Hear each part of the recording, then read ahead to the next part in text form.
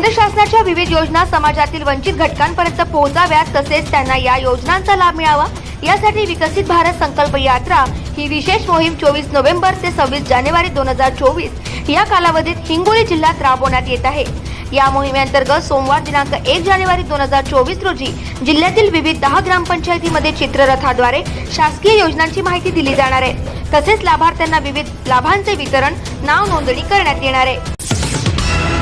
सोमवार दिनांक 1 जानेवारी 2024 रोजी ही विकसित भारत संकल्प यात्रा हिंगोली तालुक्यात सकाळी सावरगाव बन आणि सायंकाळी दुर्ग सावंगी येथे, कळमनुरी तालुक्यात सकाळी कपसे धावडा आणि सायंकाळी बेलथर, वसमत तालुक्यात सकाळी दगडपिंपरी आणि सायंकाळी हिवरा खुर्द येथे, औंढा नागनाथ तालुक्यात सकाळी दोंडगाव तर सायंकाळी वगरवाडी तांडा येथे, सेनगाव तालुक्यात सकाळी जमदगा आणि सायंकाळी जामंत येथे जाणार आहे।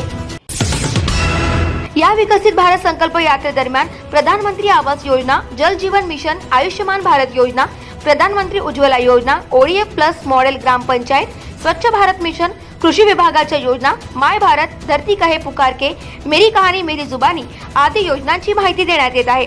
तसेच लाभार्थ्यांच्या यशोगाथा दाखवण्यात येत असून या योजनांच्या लाभार्थ्यांचा सन्मान करणे, त्यांना लाभाचे वितरण करणे, वंचित विद्यार्थ्यांची नोंदणी करण्यात येत आहे।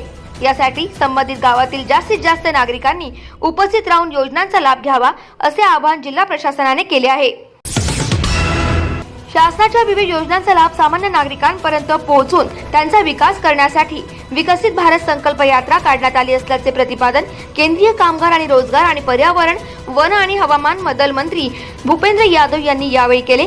आज कळमनुरी तालुक्यातील सेलसुरा येथील विकसित भारत संकल्प यात्रा कार्यक्रमात केंद्रीय मंत्री भूपेंद्र यादव बोलत होते। यावेळी अनेकांची उपस्थिती होती।